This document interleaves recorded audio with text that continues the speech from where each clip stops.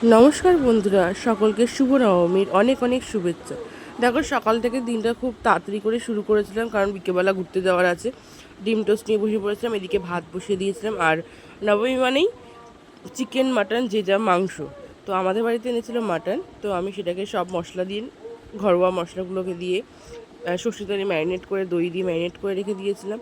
তারপরে তো রান্নার জন্য আরও সবজিপাতি, আনাজ যা যা প্রয়োজন আমি একটা একটা করে কাটছিলাম, তাড়াতাড়ি করেই করছিলাম। এটি সকাল সকাল সেদিন বাবা বাজারটা নিয়ে এসেছিলো, আর রান্নাটাও তাই সকাল সকালই বসিয়ে দিয়েছিলাম।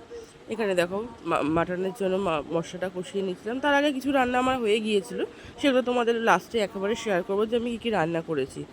দেখো, এই করতে করতে প্রায় 12টার মধ্যে সেদিন রান্না হয়ে গিয়েছে। দেখো, করেছিলাম ভাত, আর তার সঙ্গে যেহেতু ছিল মাটন, তো স্যালাডটা প্রয়োজন, তার জন্য স্যালাড কেটে নিয়েছিলাম। আর ছিল উচ্ছে আলু ভাজা পেঁয়াজ দিয়ে, আর এটা ছিল লাল শাক ভাজা। এটা খেতেও না আমার খুব ভালো লাগে। আর ছিল হচ্ছে মাটন, বেশ বড় বড় করে আলু দিয়ে লাল লাল ঝাল ঝাল করে মাটন, বেশ টেস্টি হয়েছিল, ভীষণ সুন্দর হয়েছিল খেতে। আর তার সঙ্গে ছিল শেষে চাটনি, আমের চাটনি ছিল। তো টাটা, সবার সঙ্গে আবার একটা নতুন ভিডিওতে দেখা হবে। সবাই ভালো থাকবেন, ভালো করে